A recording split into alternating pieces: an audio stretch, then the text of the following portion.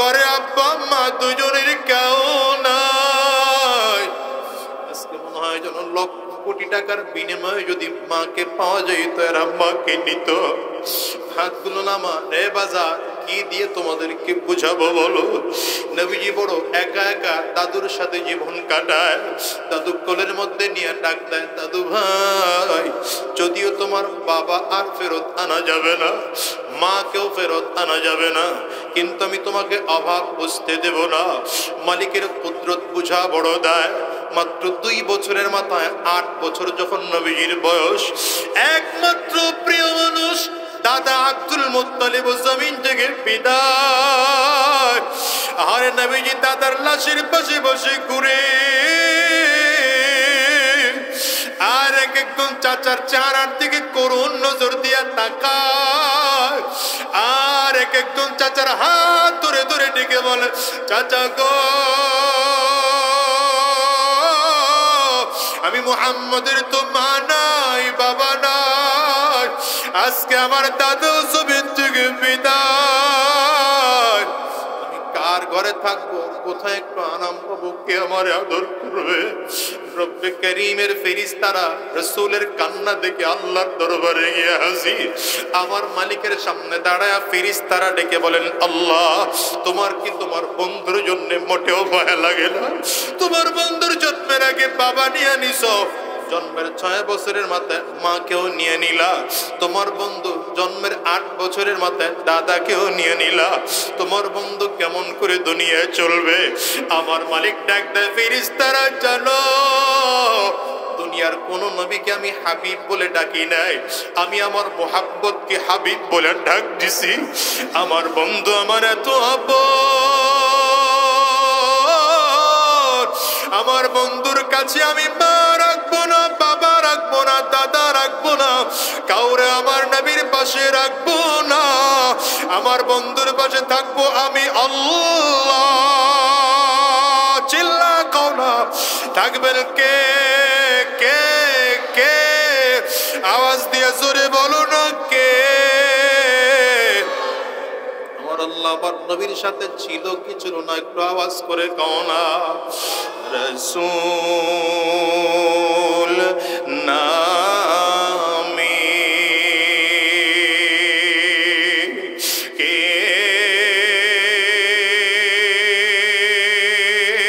এলো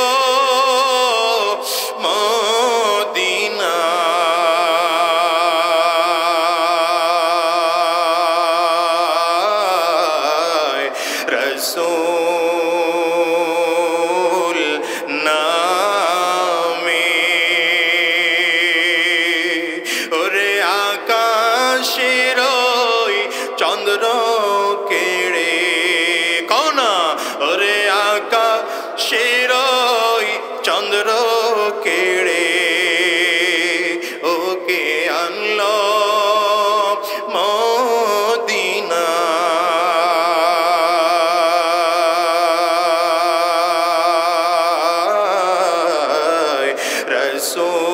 রাসূল নামে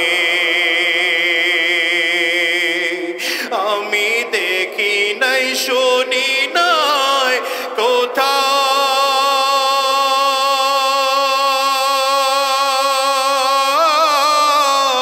তবু মানসি নাসি মানুষের ব্যথা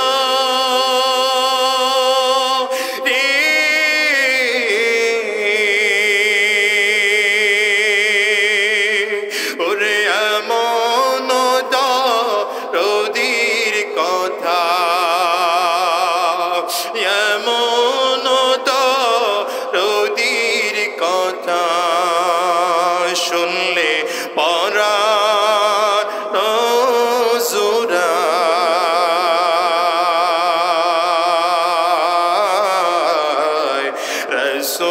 রাসূল নামে কষ্ট হয়।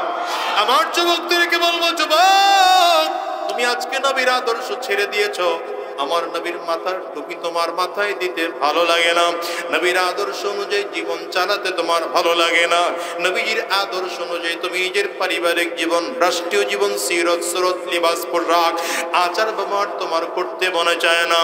একটা বারের জন্য কি চিন্তা করেছো যেই নবীর মা নাই, বাবা নাই, দাদাও ছিল না, যেই নবী নিজের জীবদ্দশায় নিজের স্ত্রী সন্তানকেও হারিয়েছেন, সেই নবীদের জন্য কাঁদেন না, উম্মতের জন্য চোখের পানি ফালায়া ফালায়া কান্না করে পাহাড়ের কিনারে দাঁড়ায় রহমাতুল লিল আলামিন চিৎকার করে করে কাঁদে, রব্বি হাবলি উম্মতি। এই দুনিয়ার মুসলমানেরা, মুআজ আর মুহাফিজ দুইটা ভাই দাঁড়ায় বলে, পয়গম্বর আমরা বদরের প্রান্তরে মায়ের কাছ থেকে বিদায় নিয়ে আসছি, আবু জাহালকে জমিন থেকে বিদায় করব, আবু জাহালকে বিদায় করা ছাড়া আমরা বাড়িতে ফিরবো না। নবী বলেন তোমরা পারবে না কি বলো? দুইটা ভাই ডেকে বলেন, পয়গম্বর দোয়া করে দেন আমরা পারবো। যুদ্ধ শুরু হয়ে গেল। আব্দুর রহমান বিন আউফ নামের সাহাবী ডেকে বলেন, আমি যুদ্ধ করতেছি বীর বিক্রমে, হঠাৎ করে তাকায় দেখি ছোট ছোট মদিনার দুইটা বাচ্চা এসে দাঁড়ায় গেল। ডেকে বলে, চাচা দেখা দাও না আবু জাহাল কোনটা? আব্দুর রহমান বিন আউফ বলেন, তোমরা আবু জাহালরা দেখা কি করবা? বলে, তোমার দেখা দিতে বলছি, দেখা দাও না, বাকি কাজ করতেছি আমরা। নবীর সাহাবী বলেন, আমি আঙ্গুলের ইশারা দিয়ে দেখা দিলাম। ওই যে ঘোড়ার পিঠে সাওয়ার হইয়া মাথা আসমানের দিকে উঁচু করে বারবার করে তাকায়, অহংকারী নজর দিয়ে তাকায়, ওটার নামই আবু জাহাল।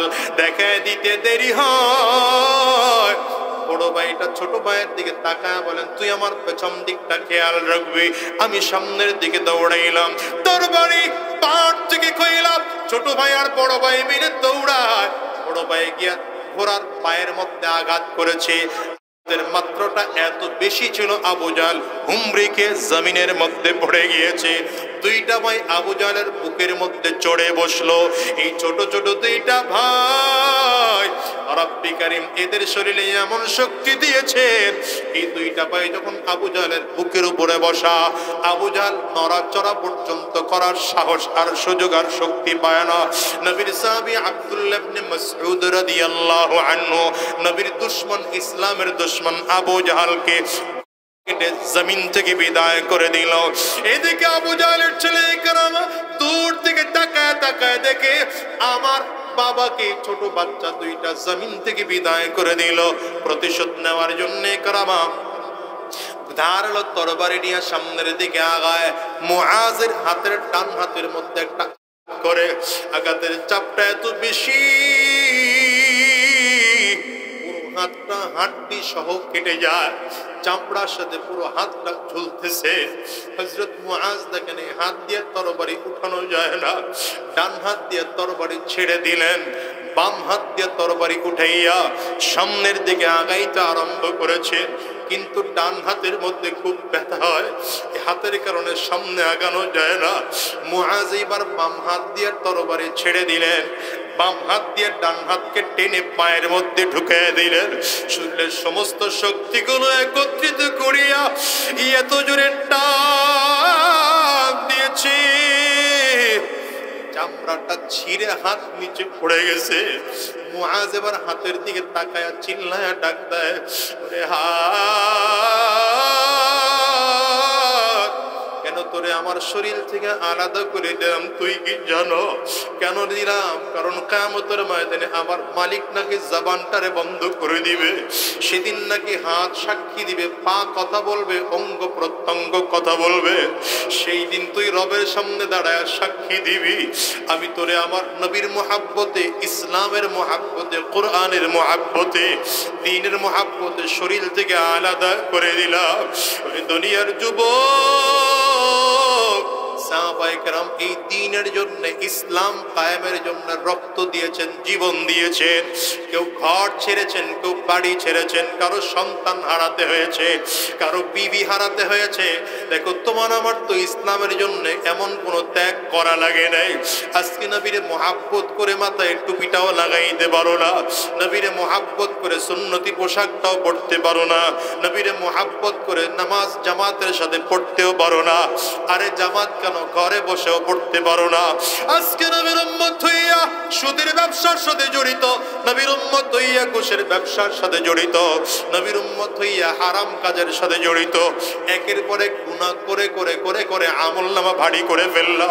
বলো কিয়ামতের ময়দানে যেদিন লক্ষ লক্ষ নবীরা থাকবে, অগণিত আল্লাহ পাকের ফেরেশতারা থাকবে, কোটি কোটি কোটি কোটি আল্লাহর বান্দারা থাকবে।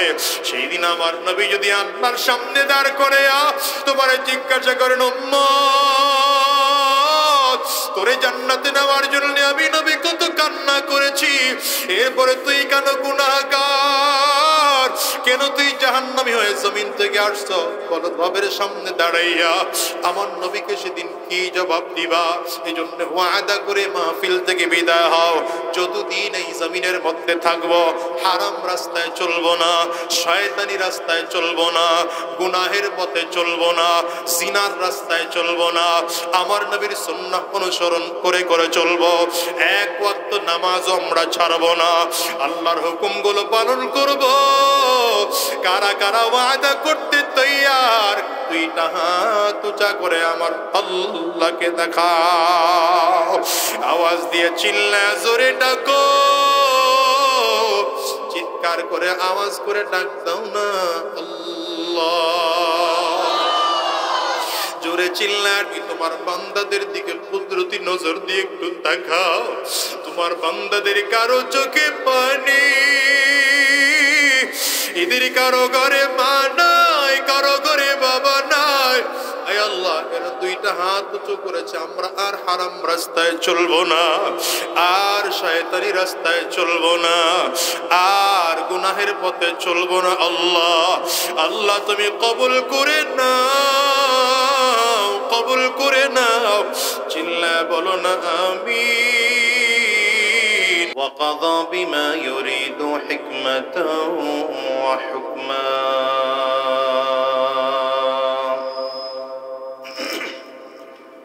وأنعم بالنعم ابتلاء وامتحانا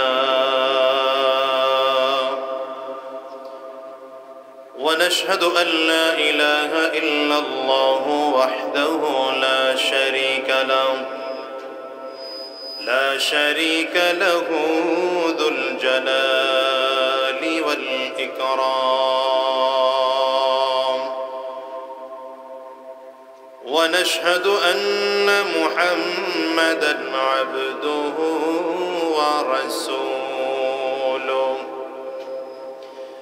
ورسوله سيد وأفضل الأنام اللهم صل على محمد وعلى آله وصحبه وسلم تسليما كثيرا كثيرا أما بعد فأعوذ بالله من الشيطان الرجيم بسم الله الرحمن الرحيم إن صلاتي ونسكي ومحياي ومماتي لله رب العالمين صدق الله العظيم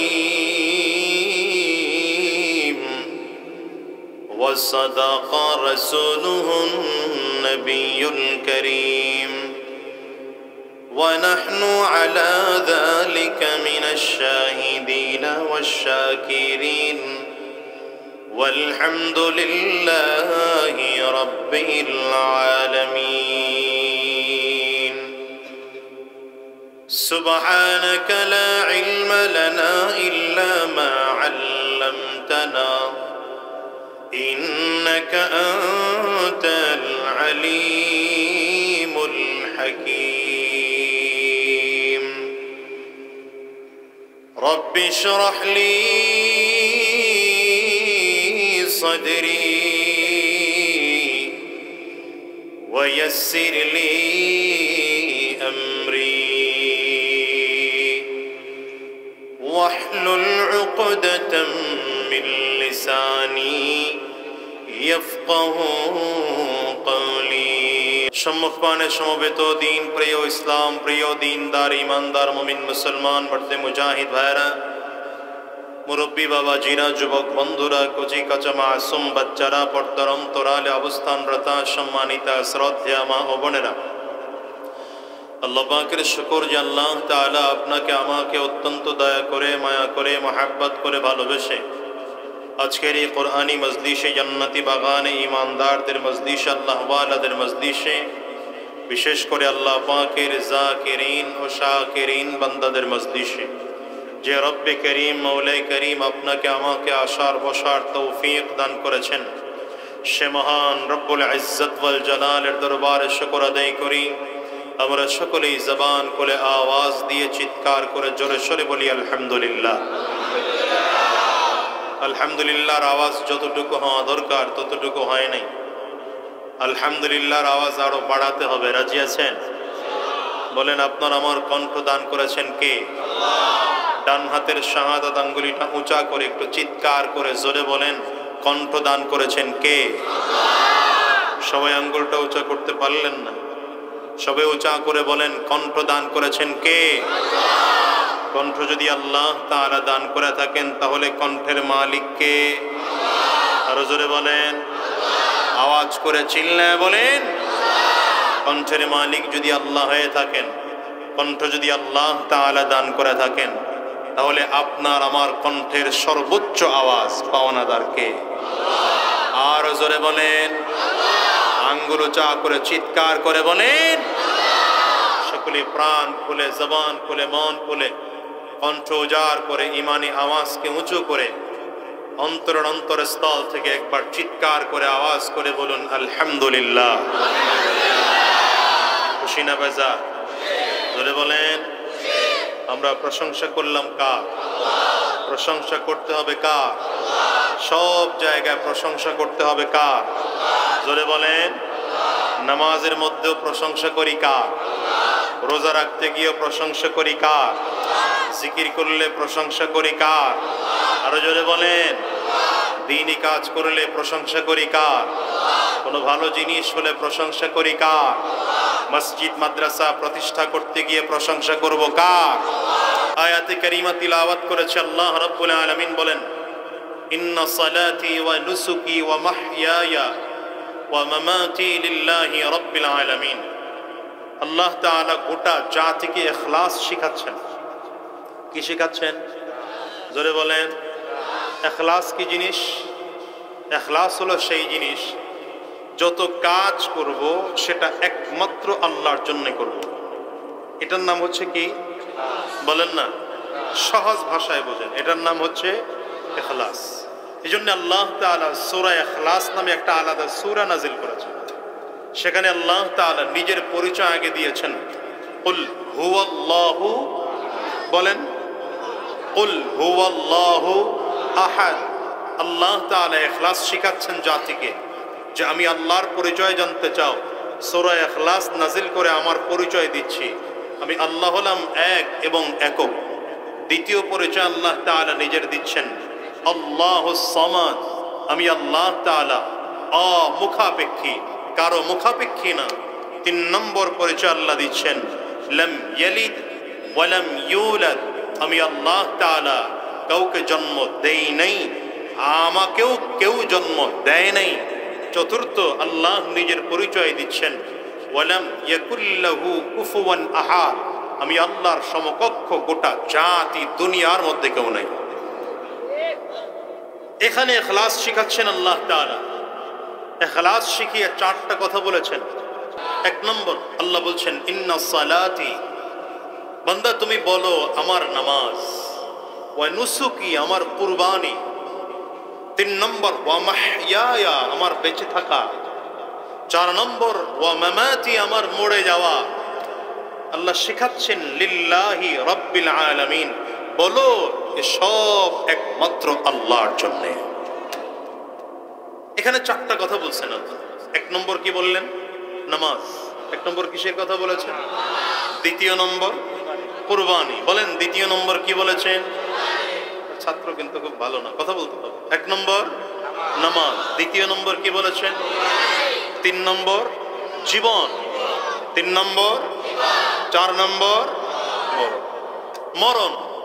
এই 4টা কথা বলে আল্লাহ তাআলা গোটা জিন্দেগি বুঝিয়েছেন, গোটা ইবাদত বুঝিয়েছেন।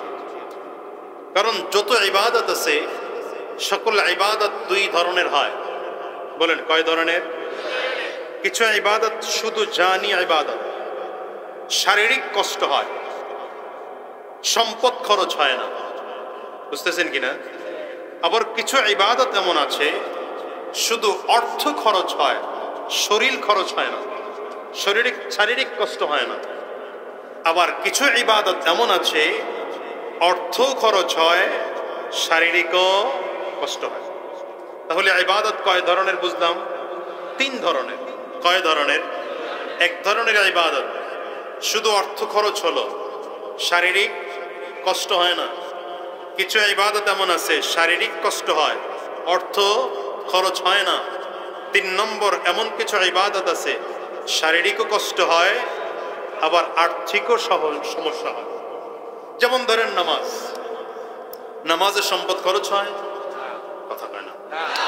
রোজায় অর্থ খরচ হয়, চাইলে গরিবরাও রোজা রাখতে পারে, চাইলে গরিবরাও নামাজ পড়তে পারে, এখানে টাকা খরচ হয় না, কিন্তু শারীরিক কষ্ট হয়। দোকান বন্ধ করতে হবে, মসজিদে যেতে হবে, কষ্ট করে নামাজ পড়তে হবে, রোজা রাখলে ক্ষুধার যন্ত্রণা সহ্য করতে হবে, ঠিক না বেটি? এটা হচ্ছে শারীরিক কষ্টের ইবাদত।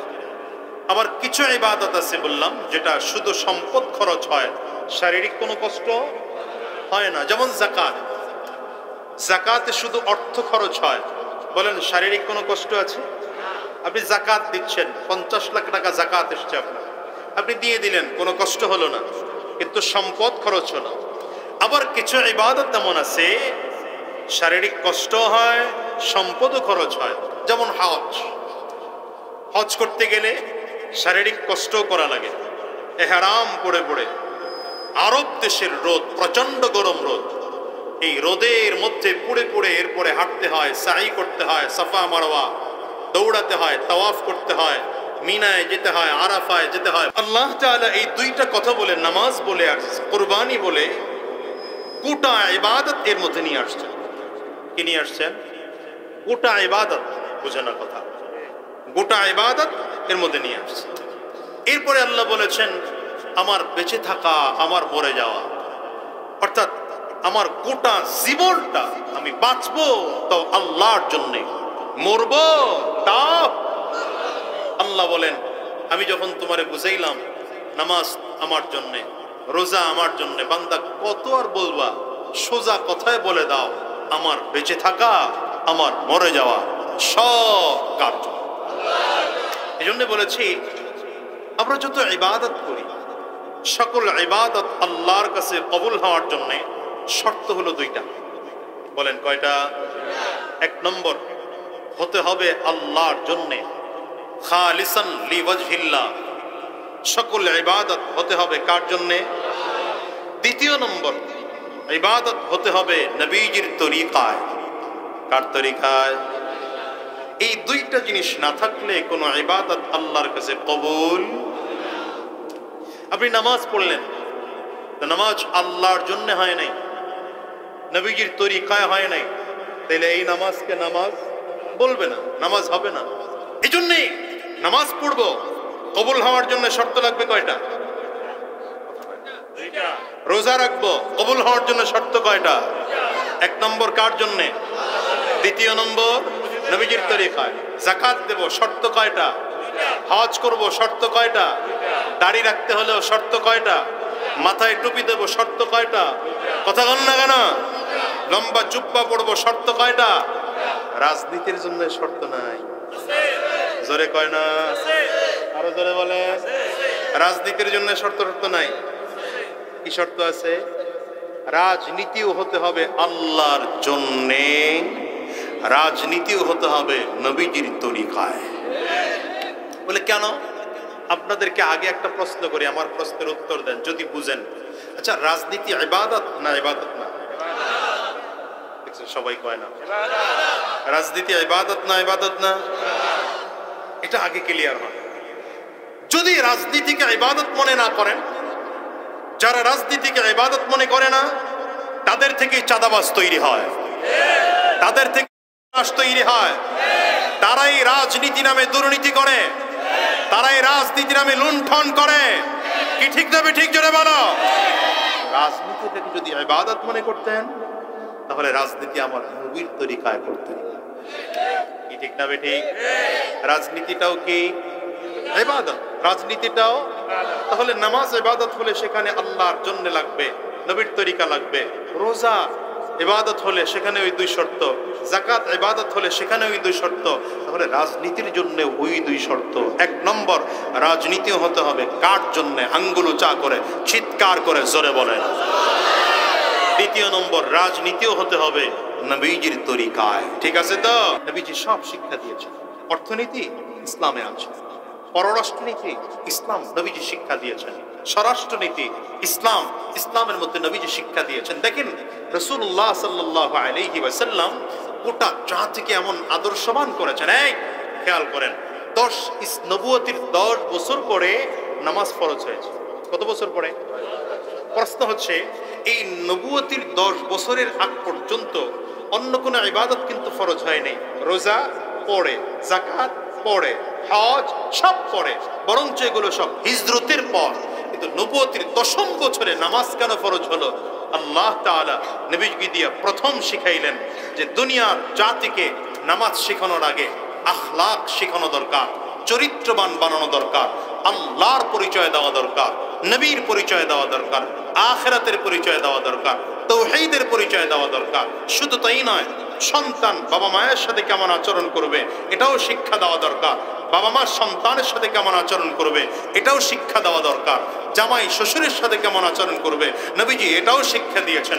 শ্বশুর জামাইয়ের সাথে কেমন আচরণ করবে নবীজি এটাও শিক্ষা দিয়েছেন। বড় ভাই ছোট ভাইয়ের সাথে কেমন আচরণ করবে নবীজি তাও শিক্ষা দিয়েছেন। ছোট ভাই বড় ভাইয়ের সাথে কেমন আচরণ করবে নবীজি তাও শিক্ষা দিয়েছেন। কর্মচারী মালিকের সাথে কেমন আচরণ করবে নবীজি তাও শিক্ষা দিয়েছেন। মালিক কর্মচারীর সাথে কেমন আচরণ করবে নবীজি তাও শিক্ষা দিয়েছেন। আলেম সাধারণ জনগণের সাথে কি আচরণ করবে নবীজি তা শিক্ষা দিয়েছেন। সাধারণ জনগণ আলেমের সাথে কেমন আচরণ করবে নবীজি তা শিক্ষা দিয়েছেন।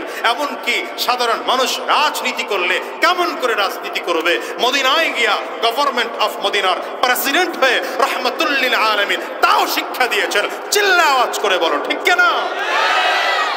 मेरा नबी मेरा नबी मेरा नबी है, वो मेरा नबी मेरा नबी मेरा नबी है। बोले वो मेरा नबी मेरा नबी मेरा नबी है, वो मेरा नबी मेरा नबी मेरा नबी है। कष्ट वो जिसके लिए महफिल कौनैन सजी है, फिर दौं से बड़ी जिसके वसीले से बनी है। वो हाशिमी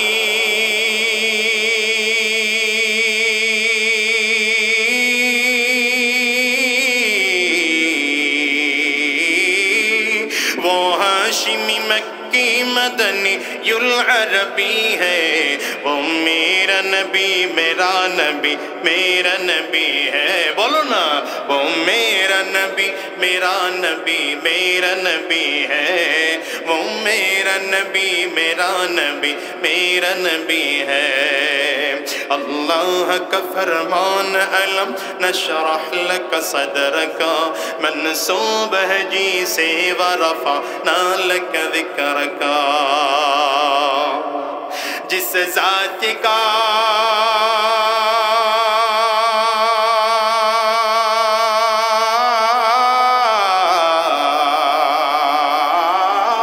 जिस ज़ात का कुरान में भी ज़िक्र जली है, वो मेरा नबी मेरा नबी मेरा नबी है, वो मेरा नबी मेरा नबी मेरा नबी है, वो मेरा नबी है। যুবক, তোমার কাছে আমার নবীর আদর্শ ভালো লাগে নাই, তোমার কাছে আদর্শ ভালো কার? ওই সক্রেটস, ইহুদি, খ্রিস্টানের নায়ক আর নায়িকার স্টাইলে তুমি চুল কাটো, কারণ ওইটা তোমার কাছে ভালো লাগে। খেলোয়াড়দের স্টাইলে প্যান্ট শার্ট পরো, কারণ সেটা তোমার কাছে ভালো লাগে।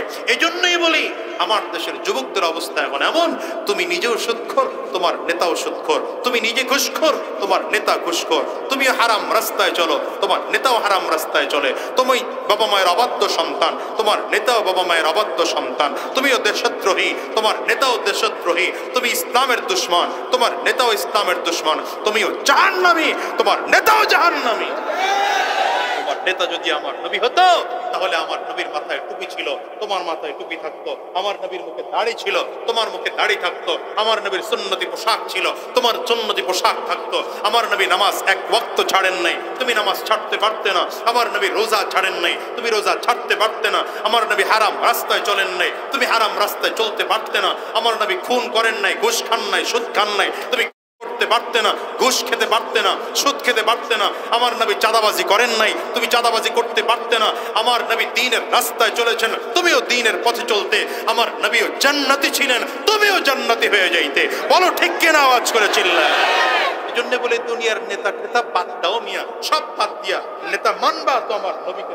হিজরত করে নবী যখন মদিনায় গিয়েছেন, আমি তো বললাম নবুয়তির 10ম বছরে নামাজ ফরজ হয়েছে, কিন্তু এই কয় বছর নামাজের জন্য টাকার মতো আজান ছিল না, টাকার মতো আজান ছিল না। মদিনায় হিজরত করে যাওয়ার পরে সাহাবায়ে কারামদেরকে নিয়ে নবীজি বসছেন, আচ্ছা বলো তো নামাজের জন্য কিভাবে ডাকা যায়? সাহাবীদের মধ্যে একজন দাঁড়ায় বললেন, ইয়া রাসূলুল্লাহ, আমরা যদি আগুন জ্বালায় দিই নামাজের টাইমে, কোনো এক উঁচু জায়গায় বন্টন একত্রিত করে একটু আগুন জ্বালাইলাম, মানুষ বুঝবে নামাজের সময় হয়ে গিয়েছে, তাহলে নামাজের জন্য মানুষ চলে আসবে। নবীজির পরামর্শটা খুব একটা পছন্দ হলো না। আরেকজন সাহাবী দাঁড়িয়ে বললেন, পয়গম্বর, আমরা যদি সিংগায় ফু দেই, সিংগা বাজে, সিংগা চিনেন তো? এখন বুঝবেন না, চুঙ্গা কইতো, চুঙ্গা। আমাদের চরমনের আগের মুজাহিদরা এই চুঙ্গা দিয়া মাইকে এলান করতো। আজকে সন্ধ্যার পরে, মাগরিবের নামাজের পরে সাপ্তাহিক তালিম হালকায় জিকির অনুষ্ঠান, এখন নাই তাই। এগুলো খুঁজে বের করেন। ওই আগের যুগের মানুষের মধ্যে ভাই তাকওয়া ছিল, এত কার্টেসি ছিল না। এই যে এত সুন্দর প্যান্ডেল ছিল না, প্যান্ডেলে ফ্যান ছিল না, ফ্যান ছিল না।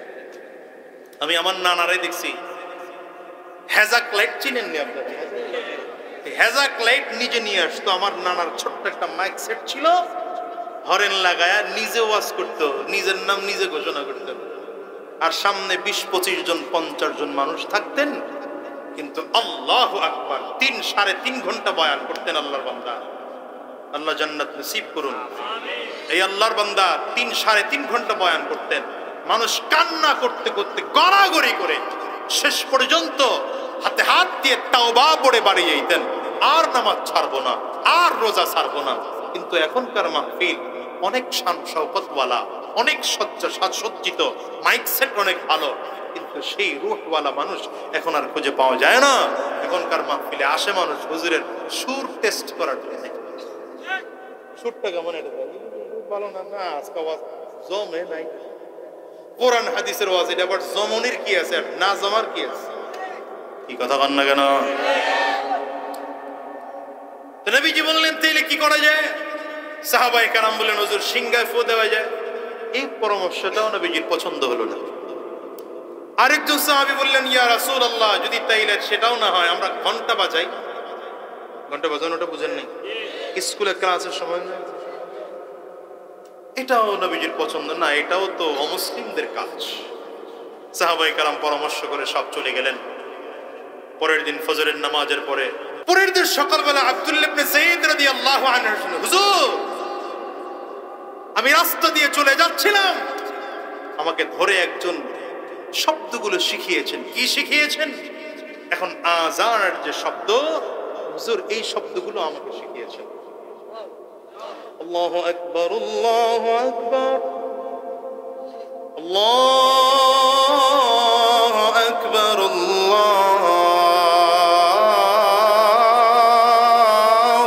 আকবার, আশহাদু আল লা ইলাহা ইল্লাল্লাহ,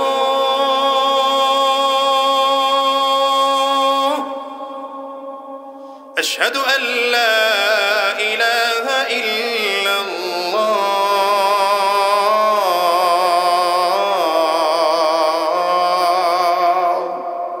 এভাবে করে করে পুরো আযানের শব্দটা শেখানো হয়েছে।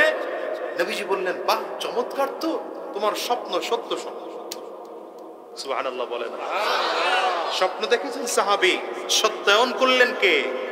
নবী। স্বপ্ন দেখলেন সাহাবী, সত্যায়ন করেছেন রাহমাতুল লিল আলামিন। নবীজি বললেন, বাহ সুন্দর স্বপ্ন দেখেছো, তোমার স্বপ্ন সত্য। বলে দেখো হযরত বিলাল আছে না, বিলালের কণ্ঠ ভালো, কণ্ঠটাও দারাজ, তুমি তোমার শব্দগুলো বিলালকে শিখিয়ে দাও। হযরত বিলাল হাবশী রাদিয়াল্লাহু আনহুকে আযানের শব্দগুলো শিখিয়ে দেওয়া হলো। হযরত বিলাল মসজিদ নববীর ছাদের উপরে উঠে দাঁড়া এইভাবে করে আযানের শব্দগুলো উচ্চারণ করতেছেন। আযানের শব্দ শুনে হযরত ওমর দৌড়ে দৌড়ে আসছে। হুজুর এই যে বিলাল যে শব্দগুলো বললো, এটা আমিও তো স্বপ্নে দেখছি। বিলাল যে শব্দগুলো বললো আমিও স্বপ্ন দেখছি। দেখেন, মানুষ যেখানে সমস্যায় পড়েছে, ইসলাম সেখানে সমাধান দিচ্ছে, আল্লাহ সেখানে সমাধান দিচ্ছে। কিন্তু এই আযানের মধ্যে আসসালাতু খায়রুম মিনান নাওম ছিল না। এই আযানের মধ্যে কথা বল না কেন, আসসালাতু খায়রুম মিনান নাওম ছিল না। এটা ফজরের নামাজে যুক্ত হলো কেমনে? আল্লাহ তাআলা হাবিবে কিবরিয়াকে ঘুম পাড়ায় রাখছে। সুবহানাল্লাহ, আওয়াজ করে একটু সিল্লা বলেন না মিয়া। নবীজি তো এমন নবী, নবীজির চোখ ঘুমায়, নবীজির অন্তর ঘুমায় না। এই জন্য আপনি আমি ঘুমাইলে ওযু ভেঙে যায়, নবীজি ঘুমাইলে ওযু ভাঙে। ফজরের নামাজের টাইম চলে যায়, পয়গম্বরে আরবি মসজিদে আসেন না। সাহাবায়ে কেরাম দেখতেছেন পয়গম্বরে আরবি ঘুমাচ্ছেন, বাসায় গিয়ে আমার নবীকে ডাক দিবেন কে? সাহস কারো নাই। সবাই মিলে বলে, ভাই আবু বকর আপনি মুরব্বী মানুষ, নবীজির খুব প্রিয় মানুষ, আপনি গিয়ে নবীজিরে ডাক দেন। আবু বকর সিদ্দিক কয়, মুরব্বিগিরি সব জায়গায় চলে, এই গ্রামে আমি নাই। সাহাবায়ে কেরাম বলেন, ভাই আমার আপনি তো একটু রাগী মানুষ, নবী এমনি আপনারে ডরায়, আপনি গিয়ে ডাক দেন। এই জায়গায় কামাবে না। হযরত ওসমান বিন আফফান রে বলে, আপনি তো যিন্নুরাইন, দুই মেয়ে আপনার কাছে বিয়ে দিয়েছেন নবীজি, এক মেয়ে ইন্তেকালের পর আরেক মেয়ে দিয়েছেন, আপনি গিয়া নবীজিকে ডাক দেন। বলে এই সাহস আমারও নাই। হযরত আলী রাদিয়াল্লাহু আনহুকে, না এই সাহস আমারও নাই। সবাই মিলে পরামর্শ করে বিলাল রে পাঠাও। কারে? হযরত বিলাল সামনের দিকে আগায়। সবাই মিলে বলছে বড় তো কিছু করার নাই।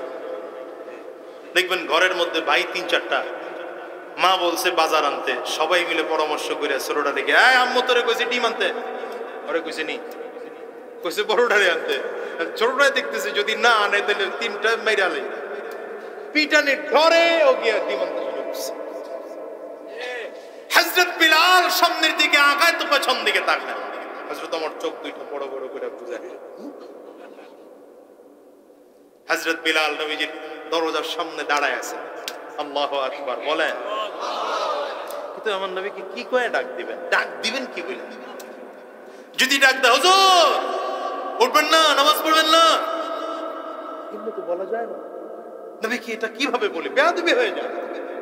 যেই নবী আমাকে নামাজ শিক্ষা দিলেন, যার মাধ্যমে নামাজ শিখেছি, সেই নবী নামাজ পড়বেন কি পড়বেন না এই কথা বলি কেমন? হযরত বিলাল টেনশনে পড়ে গেছে। আচ্ছা নবীজি হুজুর হুজুর ঘুম থেকে ওঠেন, তাও বলা যায় না, কারণ নবীজি তো ঘুমান না। সুবহানাল্লাহ কয় না? হযরত বিলাল কি করবেন কি করবেন চিন্তা করতেছেন। হঠাৎ করে ব্রেনে কথা আসছে, আরে একটা ছোট্ট কথা তো বলা যায়, নবীকে ডাকাও হবে না, বেয়াদবিও হবে না, আবার ঘুম থেকেও জাগানো হবে। কি কথা বলে? ঘুমের থেকে নামাজ ভালো। ঘুমের থেকে দরজার কাছে মুখ লাগায় দিয়া ডাক দেয়, আসসালাতু খায়রুম মিনান নাওম। একবার ডাক দিয়ে চিন্তা করে যদি না উঠে আবার একটু জোরে আও, আসসালাতু খায়রুম মিনান নাওম।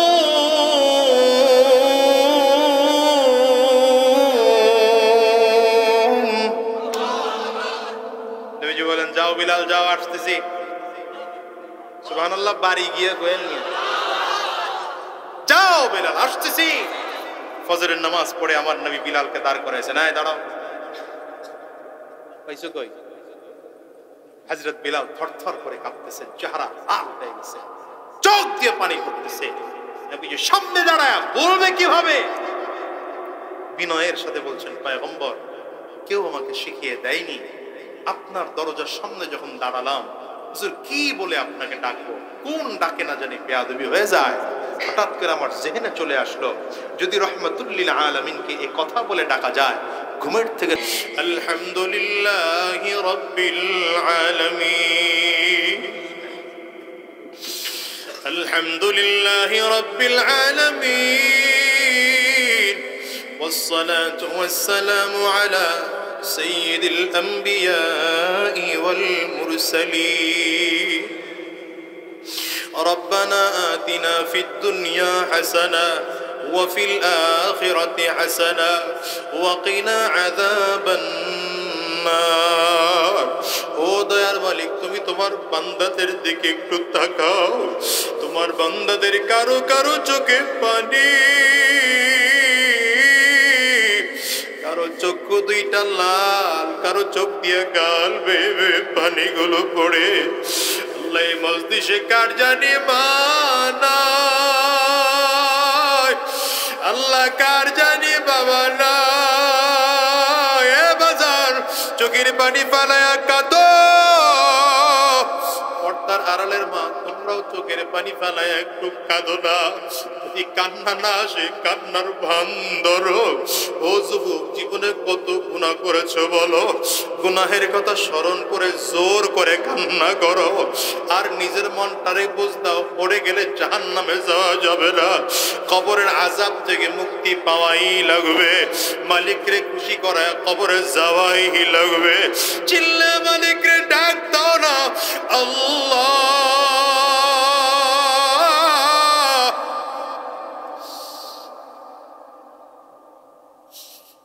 দয়ার মালিক, এই মজলিসে কার জানি বাবা নাই, কার জানি মা নাই। আল্লাহ, কে জানি মা হারাইছেন, কে জানি বাবাকে হারিয়েছেন। আল্লাহ, আয় আল্লাহ, আমরা মা হারাইছি, বাবা হারাইছি, আমাদের মধ্য থেকে কেউ গুনাহ করে ফেলেছি। আয় আল্লাহ, কিন্তু কবরের আযাব সহ্য করার মতো ক্ষমতা আমাদের নাই। শয়তানের ধোঁকায় পড়ে গুনাহ করে ফেলেছি। আয় আল্লাহ, দুনিয়ার মহাব্বতে পড়ে গুনাহ করে ফেলেছি। এখন তুমি যদি মাফ না করো, কার দরবারে আমরা যাব? সকলেরই দরজা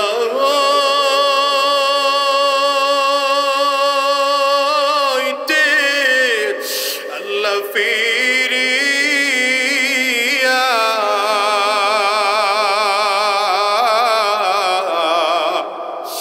তোমারি দরওয়াজায় রইলাম পুরিয়া। তুমি যদি